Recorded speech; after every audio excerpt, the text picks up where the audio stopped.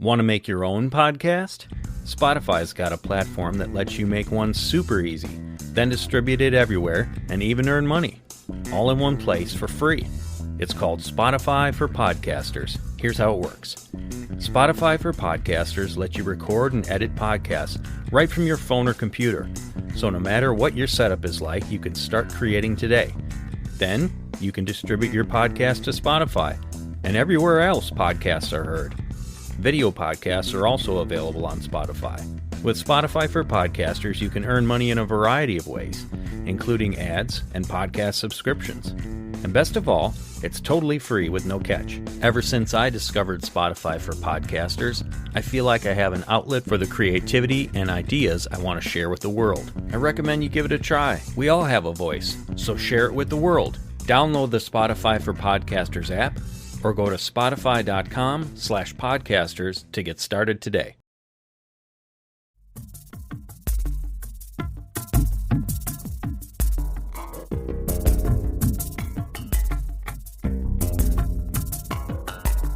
I felt a demonic power at the house, very much so. In fact, one time I went out on the porch at night. My parents were out, and I had to stay away from my brother because he would try to beat me up too. He had carte blanche to do it. So I was on the backyard looking at the forest, and it felt dark and evil. And so I tried to be brave and called out to the forest. I went, like to yell to the forest to try to be strong and brave. And I felt like something yelled back. One of the things from the childhood I think that stands out to me is that I thought differently than others. I definitely viewed the world differently than others. I remember making a decision that I don't want this happening to others. I don't want anyone to ever go through what I'm going through. And so it dispels that idea that if you're treated terribly or abused, that you're going to abuse. That is not true. If you're abused, you come to that decision point, I think, where you decide that you don't want that to happen to anybody else, then that's where you head. You head that way. What happens now is when the SWAT teams show up, they now bring child services with them to confiscate the children. Just like they did on Maui, kind of. So what they're going to do now is the children are the pawns on the chessboard, and they're considered their view of the game.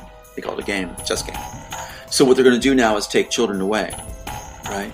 And that's part of their tactic. That's why my two sons were killed. And it was told to me that's why they were killed. So I would, quote, behave myself.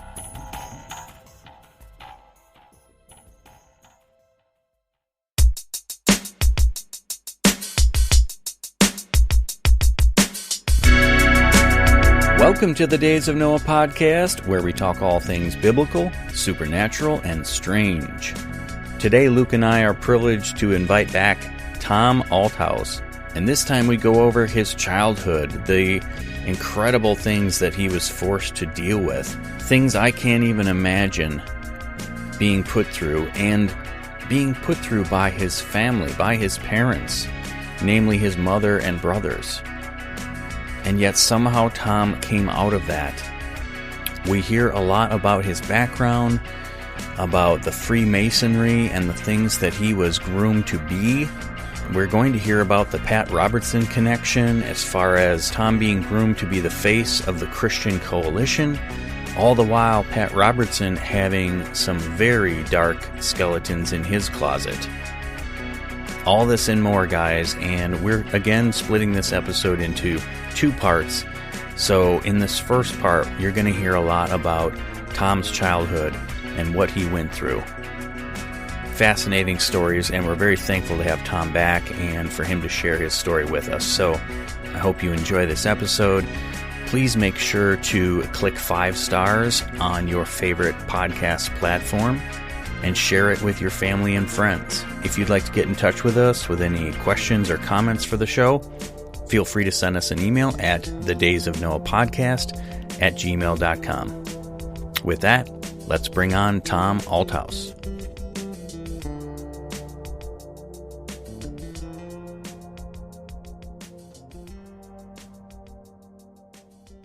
So welcome back, Tom Althouse. Luke and I are privileged to have you back and kind of pick up where we left off on your crazy, incredible life experience and just your story. So I think last time we covered quite a bit of how the intellectual property theft went on with your script, The Immortals, which is what they used to create the Matrix franchise.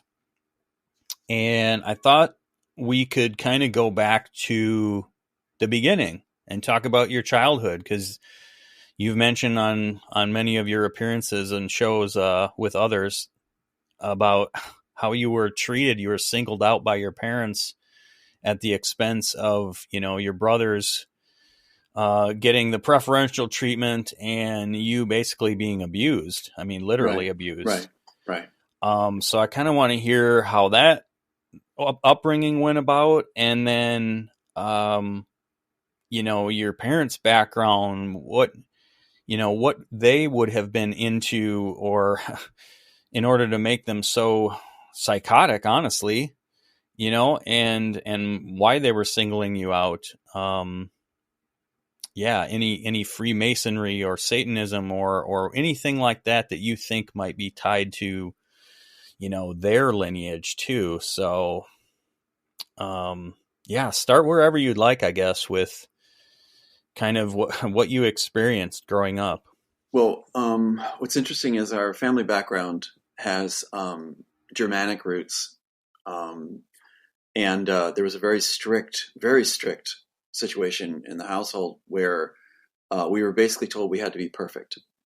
And that's a phrase I remember hearing. And then you have this charismatic thing going on, this element of United Methodist Calvinist with charismatic. And that's why in the beginning they were actually fans of Pat Robertson's organization. And so we were just cookie cutted all the wrong way. And there was a situation where my mom, she felt that she was not favored by her parents, her mom especially, and that her younger sister was. So when I was second born, my mom actually wrote me a letter to in college and explained everything to me, and said because I was second born, she basically singled me out because of she was treated where she felt like she was treated less by her sister being second born. So it basically was payback. And what I kept hearing was growing up, you're so perfect, you're so perfect. And so I was actually beaten, it was explained to me, because I looked too good. Which is really bizarre, because when you run into Robertson's organization, then they're casting to be the face of the Christian Coalition because of the dimples and everything else. So I was given really big brown horn-rimmed glasses. I was not allowed to fix my teeth. I was not allowed to have contacts. My brother was. So I was given secondhand clothes. And if I wore something nice, I was told to go upstairs and take it off before I went to school. Wasn't allowed to look good. And I actually had these like checkered pants that were just like clown pants that I would go to school. So I get beat up at school a lot. Something like Austin Powers would wear. Yeah, exactly. That's why I wasn't allowed to have nice things. And my brother was like the bad seed. My older brother, he had all sorts of perversions. And so what happened was, it's not easy for me to talk about, but he actually was, at times he would say, your art's really good. You are better than me in art, but it was a narcissist speaking. So that actually meant a declaration of war. When I brought artwork home from school, my mom would tear it up. I wasn't allowed to do art. I wasn't allowed to play the piano. I get beaten if I played the piano. So I would play the piano in secret. Chores were my playtime. It was Cinderella, really what it was. But because of this situation, I think the Matrix story, The Immortals, comes about because of this unique situation as a child. And it had me thinking differently than their children. Suddenly, as I got older, people would say to me, as a young child still, they'd say, "You're beautiful. It was a real dichotomy, because if I was in a public place, like a church or something, people would say, you're so beautiful. You're so beautiful to me. But that made it worse. There'd be beatings for that. So it was a terrible thing where I didn't want people to tell me I was beautiful. I didn't want people to tell me anything. But at the same time, I was like, I couldn't do wrong. I couldn't do anything that was offensive because it means more beatings. So one of the things I clearly remember, my brother took advantage of this, my two brothers, where they could get up in the middle of the night and I would then be hauled down to the basement and I was being made to stand in the center of the basement floor. And then my brothers were told, do what he did to you. I would have no idea what they're going to do because I hadn't done anything. I was too afraid to do anything. So my one brother would come first, the older brother, Jack, who's with Disney now and Spielberg. He'd come up and he'd punch my jaw. I was to stand there and take it and not show any signs of reaction. So I still remember clearly the feeling. And then my younger brother was told to come up and he decided to hit me in the stomach really hard. And this would go on. Who was the one telling you not to show any feeling? My mom. So your mom was there observing this or directing She would sit in the chair and direct it. Oh so goodness. The punches would come, the hits would come. One of the most tactile memories I have is going to bed and feeling warm blood coming down my face. I felt the education system was so stupid in America because I would go to school with dried blood trails. Yeah. And teachers did nothing about it. I remember being abused in class where snot was being thrown on my back. They're laughing and just thrown on my back. Bullies had a heyday. And the teacher sat in front at Taman Junior High and just looked at me as was going on. They were too afraid to do anything to stop what was happening.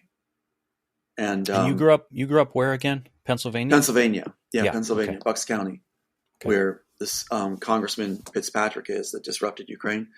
Penn State University is where my parents both went and my brothers went, or older brother. And Penn State is the keystone, no pun intended, in agencies right now with cover-ups on the Cuban Indian cricket thing. They said with the sonic attacks on U.S. and Canadian embassy. It was Penn State that did the research. Penn State does a lot of the stuff with the Pentagon. And so you look at the infrastructure of our family and we're situated with the main players. My brother married a girl named Diane Groves. Her cousin is Ben Burt, who is the number one man with Spielberg. So he works with Spielberg and Disney. And the only contract my brother gets as an architect is from Disney, like 1,000 miles away down in Orlando, working on the Sheraton at times. So they're throwing him a bone. When my daughter got bought off, she was employed by ABC. And what's interesting is, if you look at the write-up you gave me about Pat Robertson, ABC is what's used with his channel. He works with ABC. And so that's Disney. Disney and ABC are together. So something interesting happened to me where I learned to try to find peace and joy when I'm not getting beaten. So when I'm not being beaten was when I felt happiness. But I knew the beatings would come. My mom would drop a jar of olives in the kitchen, and she was so angry she dropped it. She'd grab a wrought iron or skillet and then ram it up my head. I still have a ridge on top of my head, and if you look closely, you'll see scars on my face where there's lines from the claw markings. So she would come down like at middle of the night, 3 a.m., even though I had school the next day. And this was when I was in junior high. And she'd start, I remember the silhouette in the doorway, and she'd say, "You're Satan, you're winning, you're Satan." And then she'd go in the room and she'd topple all the dressers. She would break my models, throw my toys, and then she'd come and start clawing my face, speaking weird things like almost tongues. And my face, that, again, the warm feeling of the blood. So what I wanted to do was try to grow up fast. I knew if I grew up fast, I would be out of that house of hell, I called it. And I tried one thing one time where I went to her at the bottom of the steps. I was 5 years old. And I called up to her and said, "Mom, I love you." Right? And the response from up the stairs was, "Cut the dramatics." She said, "Cut the dramatics," very angry. And I was like, I didn't know what dramatics was at the time. And all I knew is that it didn't work to try to reach out. There was a time my brother and I were playing in the yard, a little jungle gym, and he wanted to make little dust bombs, like dust bombs, like little explosions. So I joined him. We did little clouds of dust in the air, and it meant something to me if I was allowed to play. So somehow I'm playing. Maybe I wasn't supposed to be out, but I was playing. Next thing I heard a voice screaming from the upstairs window, and it said, "Get up here now." I went upstairs, and she literally, I was young enough that she picked me up and threw me into the furniture, and my head started bleeding profusely at the top. And so then the only affection I was ever shown was that moment where she grabbed ice after the beating and said, held me and put ice on my head, which for a child that's denied any affection whatsoever, it felt like a moment, right? But then what she said made it clear what was actually going on. She said, "Don't tell your father. He'll kill me if he knows." So she's doing all of this behind his back. I was going to ask, where is he in all of this? My dad was stupid. He was not a smart man at all. Hmm. Had problems, mental disorders, and just not a smart man. And so there was one time I went down the stairs and I had to tell someone. And so I went to speak. And this is the weirdest sensation. I think people will identify with this that have gone through this to a degree, where you go to talk. And I went like this.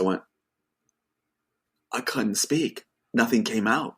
And I looked over at my mom and she's looking like, giving you the death at eyes. Me. Yes. And I just knew, I'm dead. I'm dead. Did you ever try to talk to him when she wasn't around? I did. Didn't do any good at all. It was like talking to somebody. There's a film out or a series where there's a good example of what he was like. And it illustrates it, where I just saw it recently, where you're trying to talk to him. What was that film? It's a comedy. And this one guy plays this character where he just like, good, yep, Well, it reminds me of, in American Beauty, the mom of the neighbor. Do you remember that? Right. Where she's just totally in her own world. Her son brings over the girl from next door, and she's like, "Oh, I didn't know a guest was coming. I would have cleaned up." And the camera pans around the dining room, and it is spotless. Exactly. Like, that's what it was. She's just off the wall. Yeah. Tom, I've got a question for you. Go ahead. So you mentioned your father briefly and kind of his mental state or his involvement in the relationship. Seems like he was kind of checked out. Yeah. But why would your mom say, "Don't tell your father"? She claimed... What do you think? It's a good question. She claimed later that he would... She claims he frothed at the mouth. I don't know if it's true or not. And that he would demand that she perform certain acts sexually and things. She told me this later. So I don't know the dynamics of it. I don't know exactly what was going on. But she claimed that she was scared of him later. But he really wasn't the one in charge, because I remember her ordering him to beat me, and he did. But it was under her orders. And I remember now the character that he reminds me of. It's from Band of Brothers. If you watch Band of Brothers, there's a Lieutenant Dyke in Band of Brothers. And during Bastong, Lieutenant Dyke just was there for promotions. He wasn't ever tuning to his men. He's always like, "Okay, well, keep up the good work." And just wasn't even communicating with people. And there's a scene where the one sergeant tries to have a conversation with him. And it sounds like Dyke is starting a conversation. So he's like, "Yeah, I grew up on a farm, and I was, I thought I wanted to serve." And meanwhile, he looks up, Dyke's already trailed off.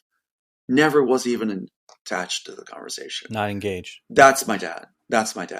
It also reminds me of Lord of the Rings, where the king, I forget his name, was under the witchcraft spell, remember?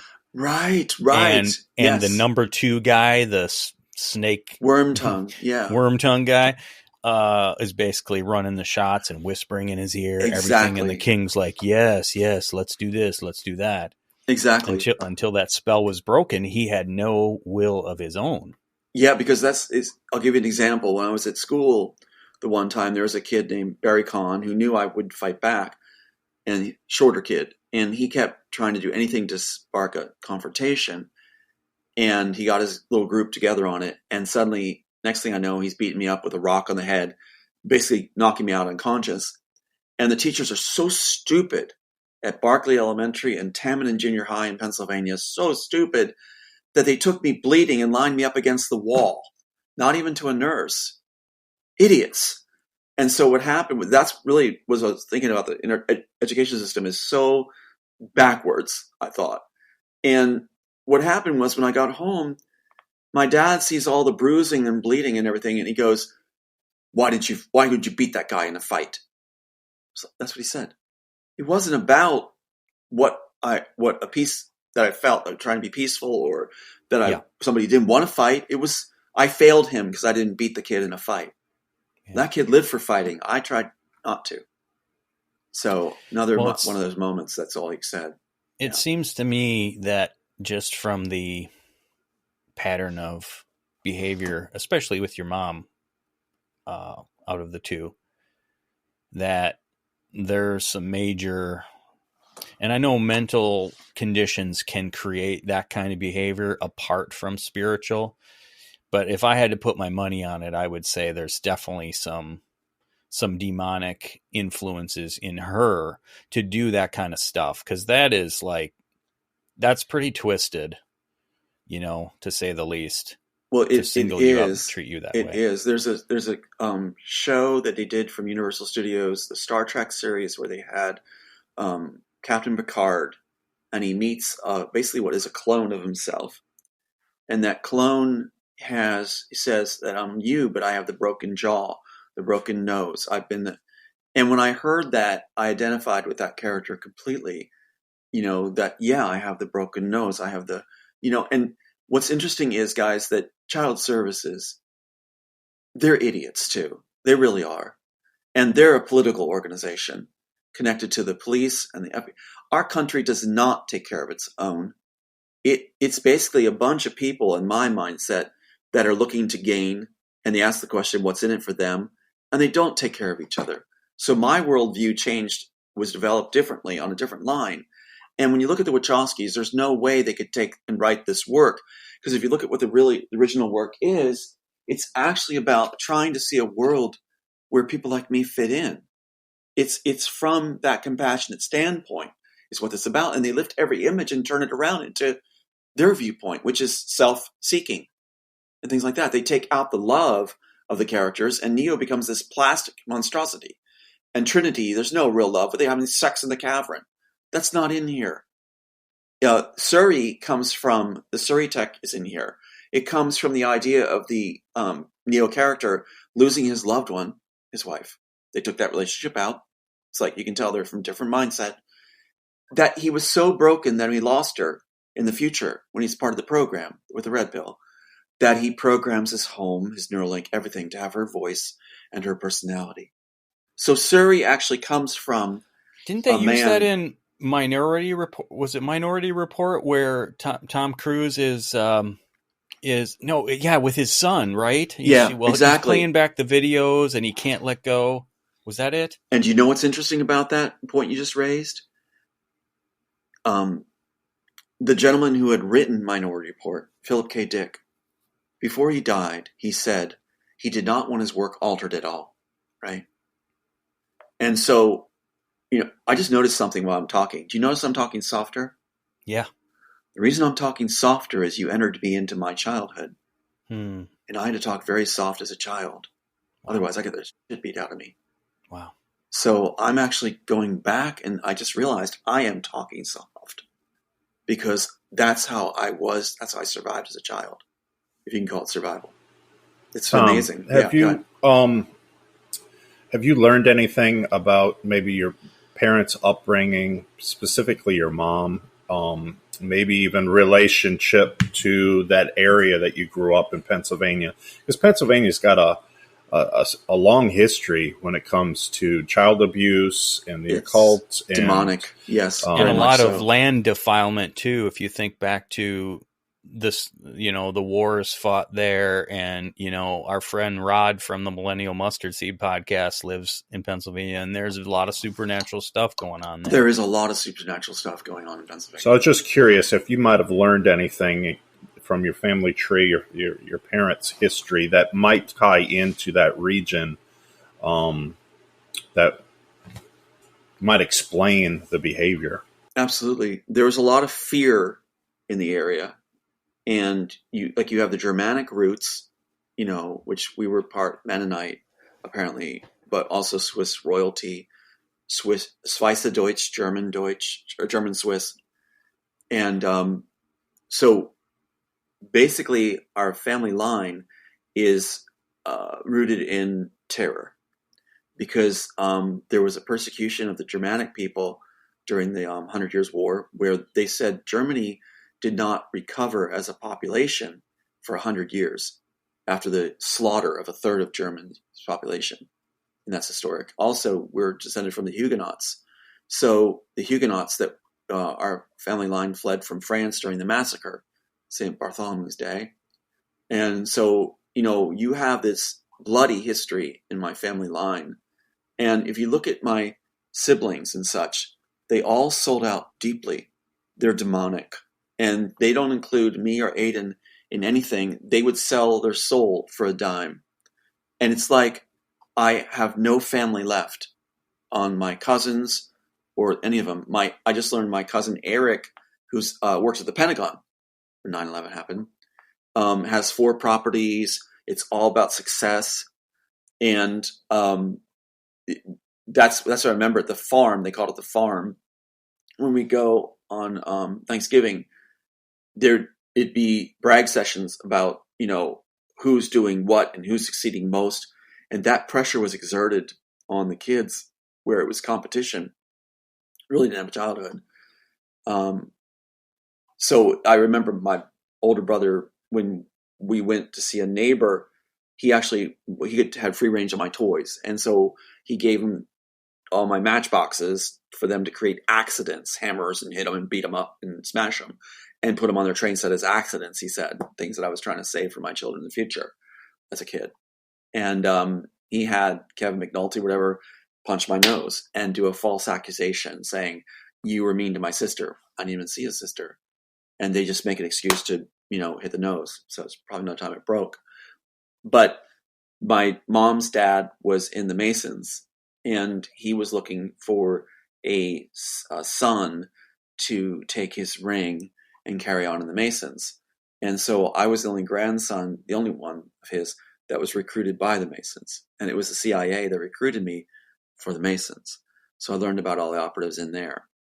And so apparently there was plans all along, and that I stood out in the family with aptitudes and things like that.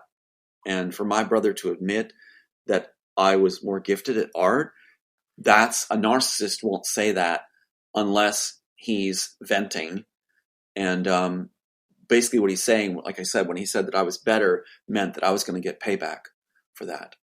But he told me later that, if there was toys, he would change the T's on it to J's. And he was glad to do it. He was happy to steal.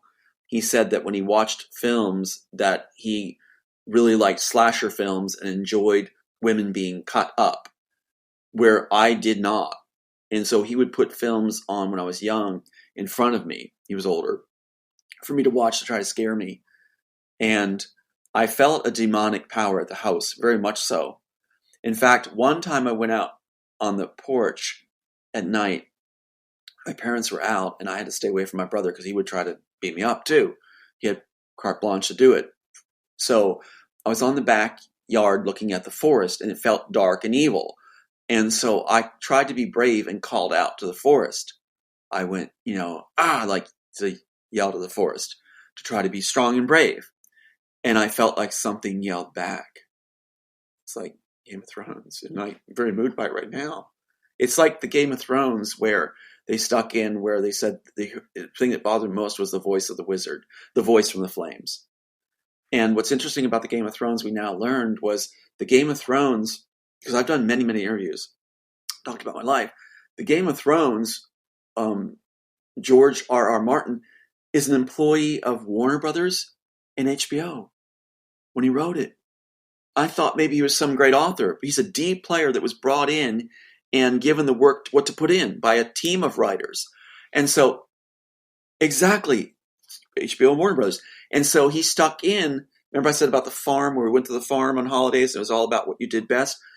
Violet lived on the farm, says the one black guy, the guy in black, the wall guy, guards the wall, knights the watch. He says he remembers having tumbles with Violet from the farm. Well, Violet was from the farm. Then they talk about, like I said, the Robert goes, who was that woman you had, that took your virtue, Ed Stark? Who was that? What was her name? Becca with a big he says. That's what he says in the script. And who was the honeypot wife? Becca with a big That's what she was known for.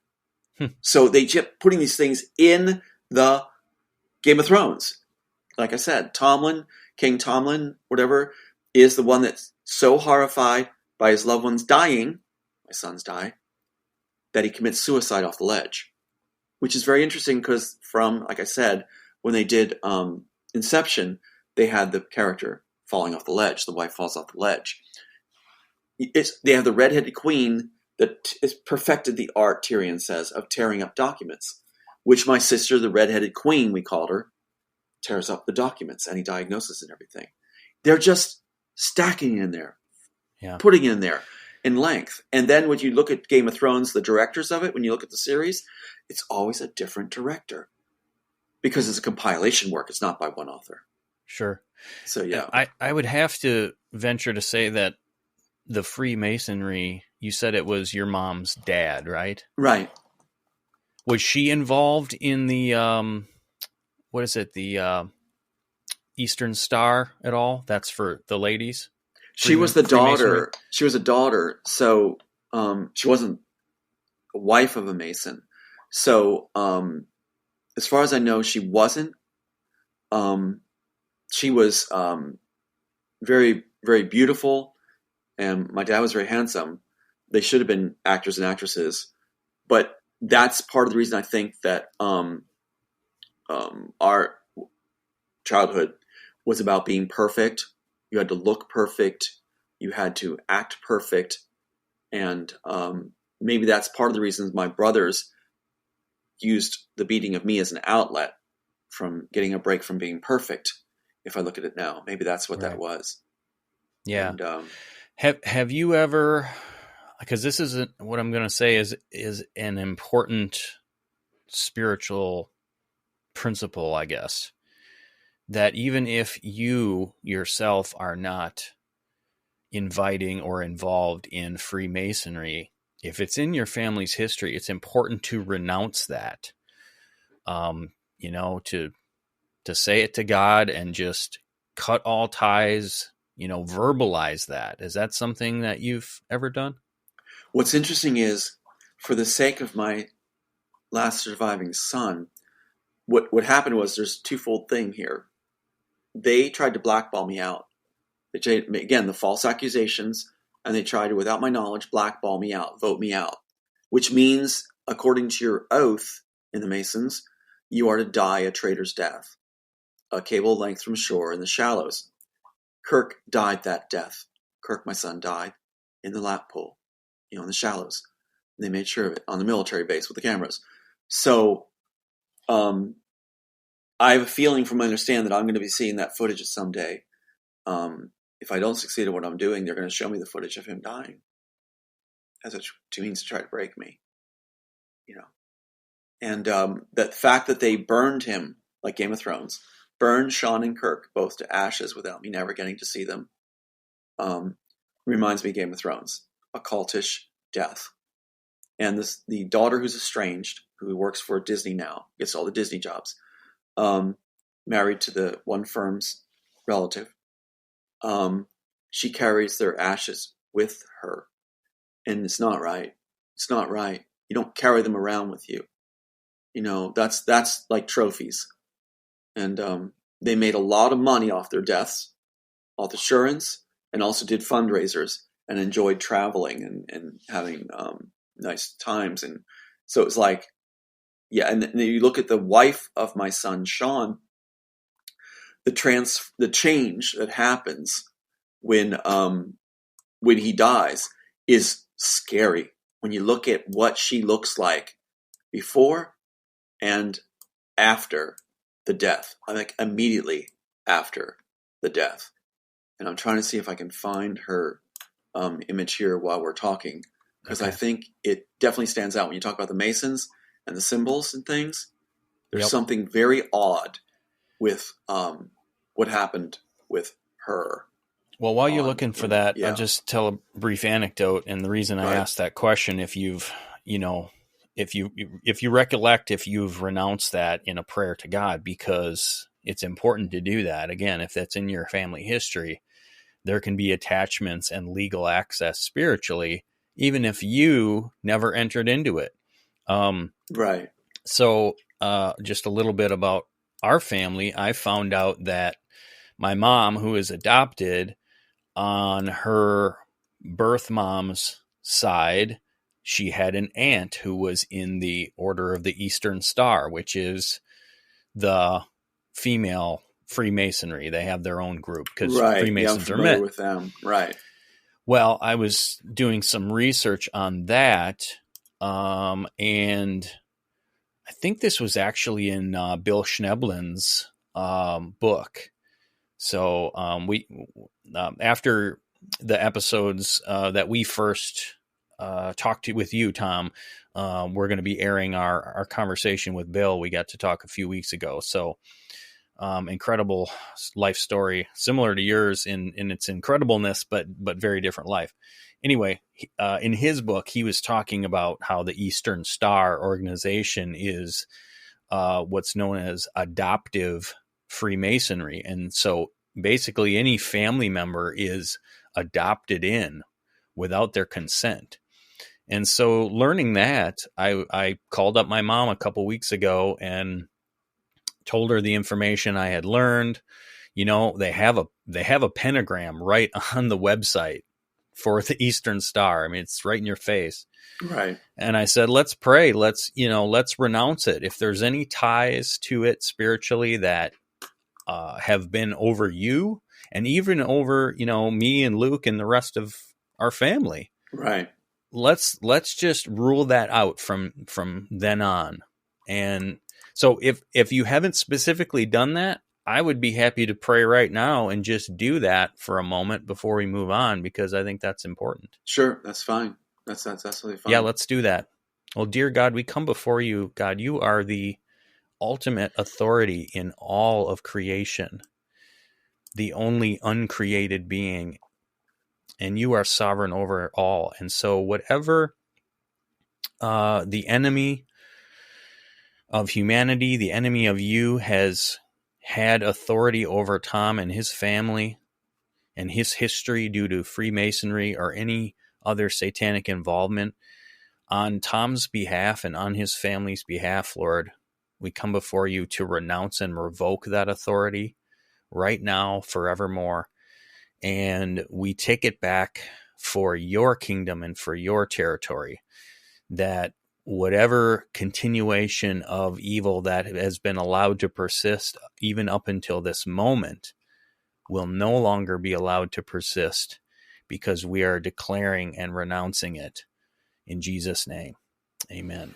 And I want to add, Lord, I just ask for all that Tom has been through, even as an adult, that you will put pieces back together and that restoration and justice will be seen even in this lifetime, and that you will just give him the comfort and the peace that he needs to move forward day by day, and that you are by his side. We know that because of your word. You'll never leave him. You'll never forsake him. And I just speak over him peace and restoration in all things. In Jesus' name.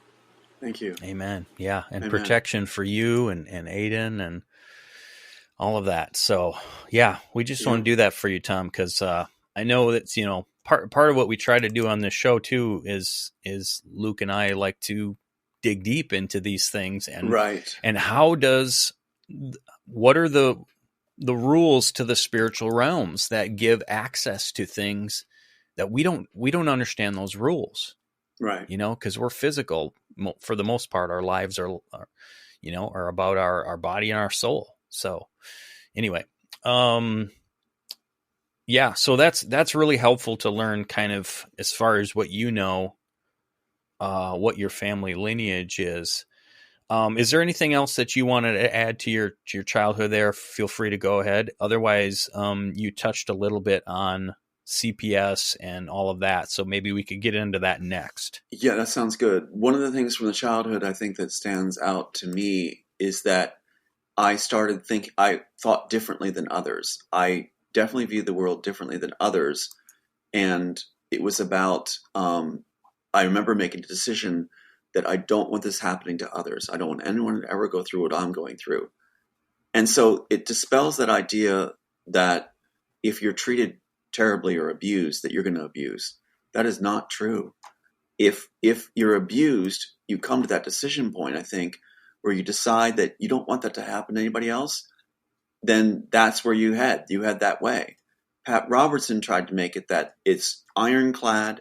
If you're abused, you're going to abuse. And it's just not true. That decision, I likened it to that idea that if a father was an alcoholic and had two sons, one son you could see going, I am not going to drink alcohol because my father was an alcoholic. The other son might say, I'm going to drink alcohol because my father was an alcoholic. You can go either route, but they've tried to make it, and Child Services embraces this too, that if you are abused, then you're going to abuse. That's a hard thing to do. That means that there's no way out socially for a person who's been treated badly. And that's what I mean. Again, Child Services is filled with idiots, absolute idiots. Well, so, and it's infiltrated. You've said it's connected to the FBI, and families are destroyed. The 302ing, that's part of it, right? To rip families apart. It's part of child trafficking, all of that stuff. So why don't you get into whatever or speculate is what CPS is up to? Well, look at what happened to us with that situation. There's a lady named Samantha Harrison. Here's how they did it. Samantha Harrison came to us. She claimed that she was called in, that she had to come. She interviews myself, Aiden, my mom, because I was caretaking my mom and my dad at the time, and who were elderly. She comes in with a song and dance, wearing like go-go boots, like leather boots with the tight, what is it called, the fishnet, tight fitting things. No, like sweats that are dance sweats that tight. They're tight. Yep. Leggings. Yeah, and then she's got like this kind of sassy top. It didn't look like somebody who was a professional. She comes in and she's interviewing us, and she tells us this: I wish there was more families like this. This is such a good environment. And she interviewed Aiden. Really appreciate you guys. Listen, call me anytime. I'm here for you. I said, can we stop these 302 attempts, these things to try to... It's like, we have to come every time they're called, but don't worry. We'll have a file. We'll know. So she gives us her card, Samantha Harrison from Bucks County Child Services. What we didn't know is that she was working for Brian Fitzpatrick, the congressman, and now we have the documents that we now have, which show that she said off to do more appearances. We don't have enough to put them away yet. Why are they telling me that we're a model family and that she's really pleased and she'll be in Aiden's life and that she's going to make things work for us and help us get services for him and for us to make it easier for his life, when she's actually not there for that, not for Aiden at all? It was all a ruse. She was there to help my sister and to help Ryan Fitzpatrick, the congressman, lifelong FBI, to try to see if they can put me away. And in the documents you see later, it says, we don't have enough yet. It says he wasn't dressed right. He sounded manic. My sister acts manic, not us. No, I've done hundreds of interviews. I don't think I've been manic on interviews. But the thing is that my sister will take a clip from hundreds of interviews and hold it up to my mom, and where the clip is saying, I'm hoping for this horror to end. For that this ends, that Aiden has a great life. She takes that and screaming in a manic way to my mom. She's holding up to my mom, playing it over and over, this clip that the agencies gave her. And she's going, look, he's going to shoot me. He's going to shoot me. See, he's going to shoot me. And she's holding up to my mom. How does that mean that? And then she says, I'm going to call the CIA and the FBI, and they're going to get him. They're going to put him away in a 302. He's going to kill me. How does a clip from all the hundreds of interviews that says, I'm waiting for the horror to end? Yeah, it's not even Who's close. the manic one? Right? Who's the one that's bipolar? Who's the one that's bulimic? Who's the one that's taking medication? And that's who the FBI uses and rewards. So she'll say, I call her all the time. On the death of my son, Sean, when Sean died, she called me after 2 years of absence, calls me, not even on my birthday, on the day he dies. I think it's to offer condolences. So I go, Julie, I'm so glad you called. Like, we act normally. That's what you're going to say. She keeps a cold voice, and the first things out of her mouth is, Tom, you have to say you're bipolar. You hear the whispering in the background. She's calling from the school of elementary kids. Why are you saying this in front of elementary kids? You're a man's voice, the whispering. You have to say you're bipolar. You have to say you're angry and suicidal. Say it back to me now. I'm like, Julie, I thought you were calling to offer condolences. Say it back to me now. In that kind of voice. I said, who's the voice of the man? Who's whispering? So that's children. If that was so, you have no business talking in front of children like that when you're a school counselor. Right. Unlicensed. Next thing, she pushes it home. She's got a job to do, right? They got to put me away in a 302, so they have to get me to say that I'm suicidal. I'm not. They have to get me to say that I'm angry and bipolar, apparently, to make it stick. That's a life sentence right there. No due process. You're shut away without even a trial. And so she says this, if you don't say back to me that you're bipolar, suicidal, and angry, then that means we can't have a relationship. I said, Julie, we haven't spoken in 2 years. Mm-hmm. Right? Then she gets more manic. She's like, if you don't say back to me, then you're saying I don't matter. I'm like, Julie, if that's the parameters, you don't matter. I'm not going to say it. But listen what that was. Now, a narcissist, when a narcissist says, they're the ones that FBI and CIA target to buy off D players. Sophia Stewart, Chosky's, my sister, all narcissists. What they do is they wear a mask of superiority, but they don't ever want to be revealed for what's really inside, their feeling of inferiority. And so what they do is, when she said that to me, like, it didn't make sense to me at first, it may not make sense to you at first, too, when she says, if you don't say this horrible thing that will lock me away, then you're saying I don't matter. How is that supposed to compel me to say it? Right? Think of it. But to a narcissist, it makes perfect sense. Because all that matters to them is themselves. And if you're going to say I don't matter, that's the whole world at stake. So there's a couple things to unpack there, and I want to get into that 302ing and how that works. But before we do, is there anything else that you wanted to add as far as how you have observed, either personally or stories that you've heard about how the CPS, Child Protective Services, and the FBI have worked together to dismantle families? Yeah. Right now, they changed it when they failed on the 302 attempt, where my sister got those awards on the floor of Congress, where pictures held up the day after, and the helicopters are circling our home with the SWAT team. What happens now is when the SWAT teams show up, they now bring child services with them to confiscate the children. Just like they did on Maui, kind of. So what they're going to do now is the children are the pawns on the chessboard, and they're considered their view of the game. They call it a game, chess game. So what they're going to do now is take children away, right? And that's part of their tactic. That's why my two sons were killed. And it was told to me that's why they were killed. So I would, quote, behave myself. Then they act like it's a gift to you, and you're supposed to be grateful that your last son isn't killed. Yeah. You're supposed to be grateful when they're offering you to come home, they call it, come home, and work for them. And you learn to behave yourself. They view it as, what the honeypot wife said to me, they view it as, again, the laws of nature. and that the strong are created to prey upon the weak. Now, you ask about the agency's viewpoints. They believe, and I learned this in the Masons too, they believe that all supreme beings, whatever, are of the light, in a sense. Okay. Therefore, Satan is of the light.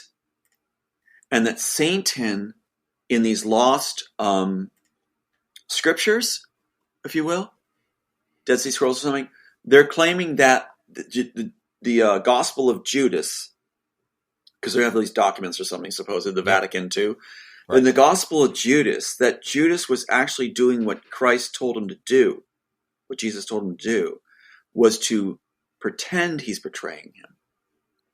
Turn him in so that his work can be completed. And they claim that Judas was the greatest of all the disciples because he took the fall for Jesus.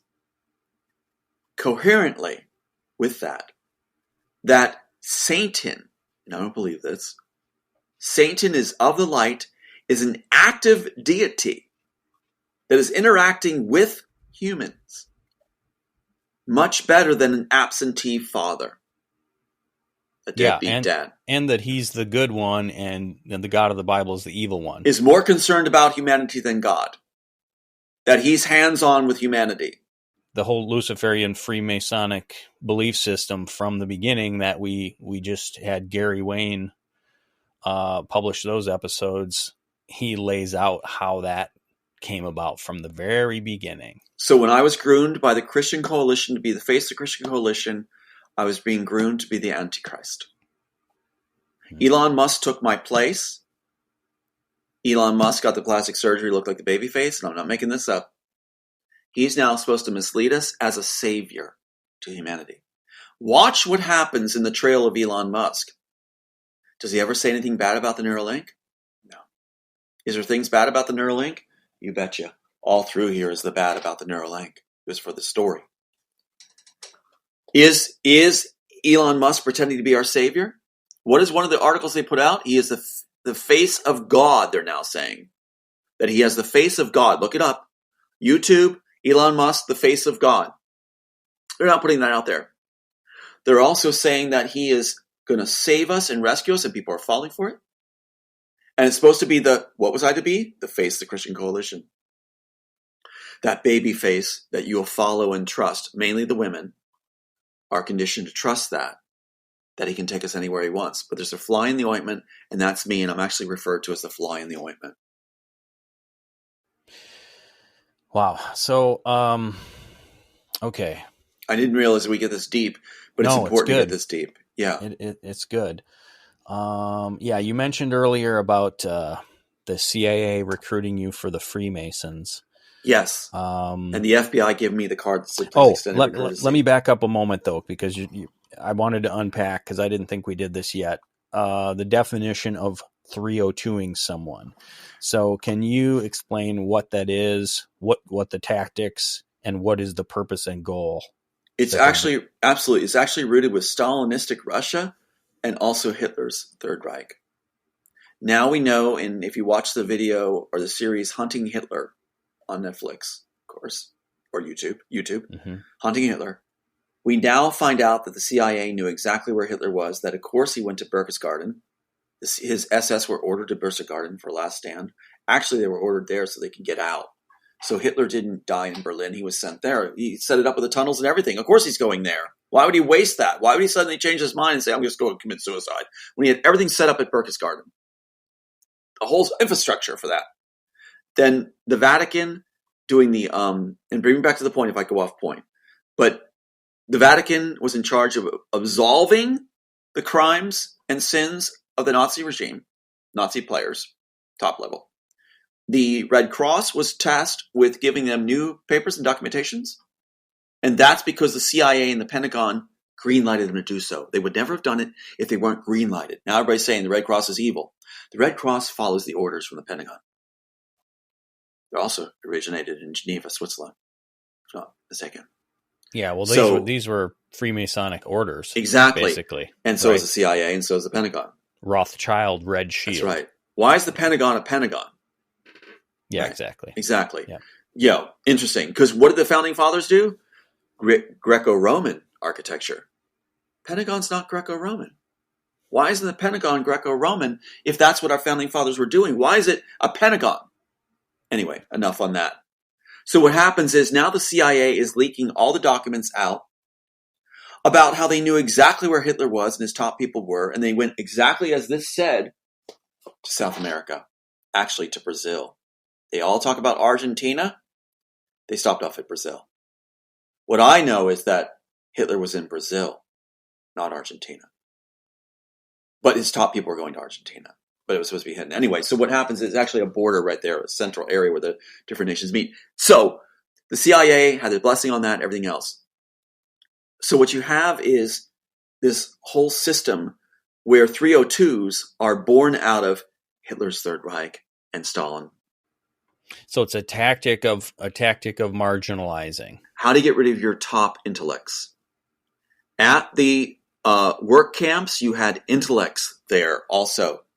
In Band of Brothers, Spielberg reveals this. In Band of Brothers, they go and say to the one man in the one scene, they are at the work camp, the concentration camp, and they say to the one man who can speak a broken English or German, and he says, "Were you criminals?"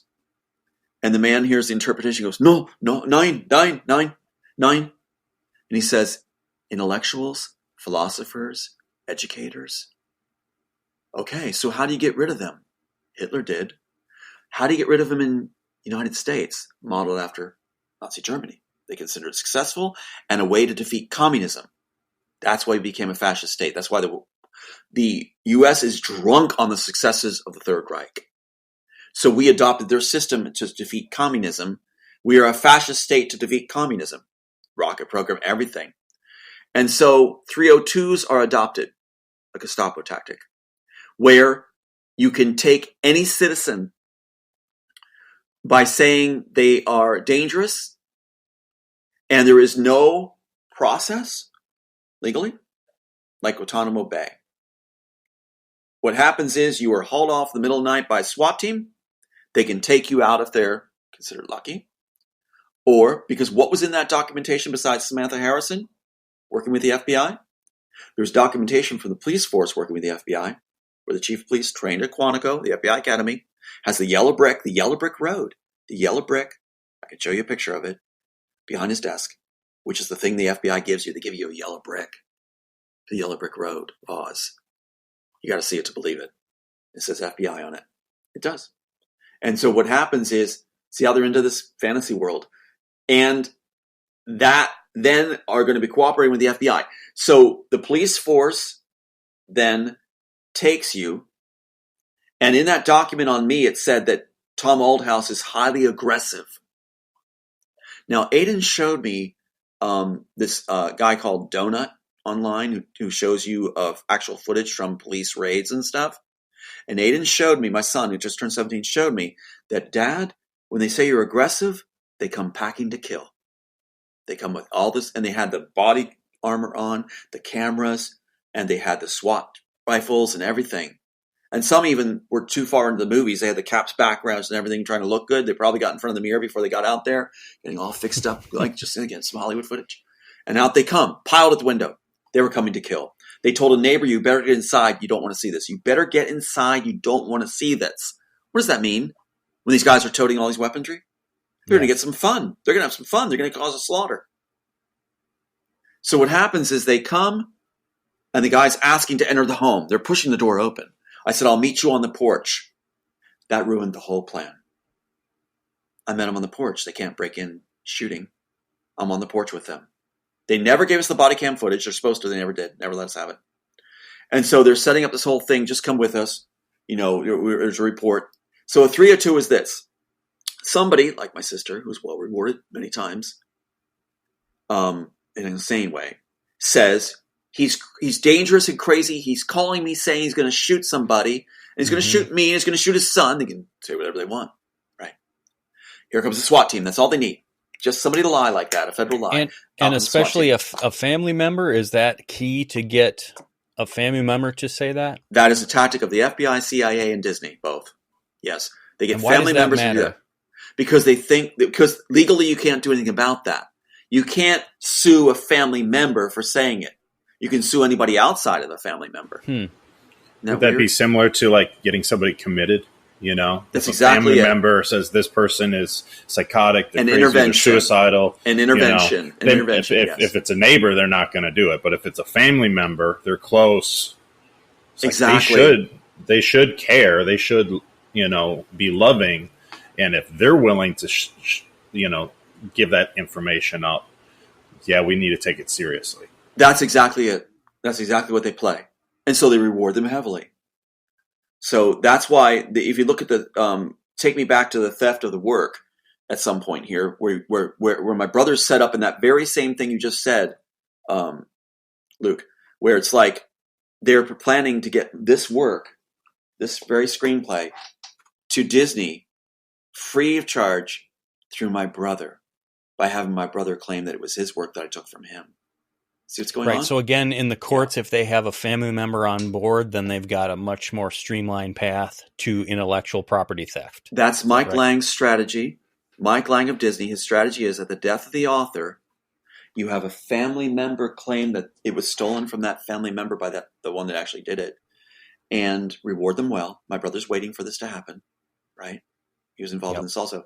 So they're going to claim that Jack Althouse did all this, and I stole it from him and somehow bullied him and stole it from him. And then Disney's going to go, listen, Jack Althouse wanted us to have this, didn't you? Yes, I did. Yes, I did. Wow.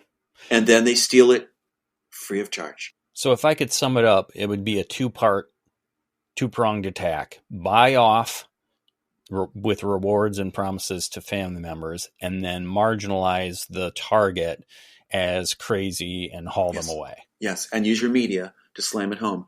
Look up the article sometime of the Wachowskis from TMZ. TMZ is owned by Warner Brothers. That launched on me worldwide. That they said that a know nothing hack. That they didn't jack the work, and that I didn't return comments. The attorney for Warner Brothers is the attorney for TMZ that had her defendants get right on that paper and do that whole article. It's a circus. Supplying an unlicensed attorney to come to me. Now get this. With child services involved, right? It sickens me that she was not there for my child's welfare. That was staged, the interview of him. That's what pisses me off about Samantha Harrison the most. And if you hear passion right now, she committed a horrible crime and lied to us and took advantage of my son. Samantha Harrison is the social worker from the Child Services, from Bucks County Child Services. Okay. Who was on these paperwork from this law firm we found, where she was trying to see if she could put me away for life.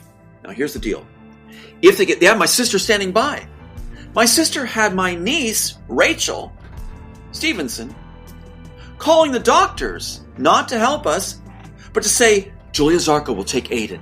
Because they had a problem, where will Aiden go?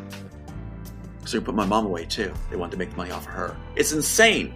Yeah. So what was going on was they had it all placed, and what was going to happen was they're going to take Aiden, and I would not see Aiden. Here's what was going to happen. When I was in the mental facility for life, I was supposed to give my work over and allow it to happen, because I would never see Aiden again. If I behaved myself, I was told, Aiden would be allowed to visit, but it wouldn't be Aiden anymore.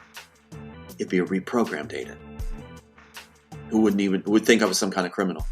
So it wouldn't be much of a visit.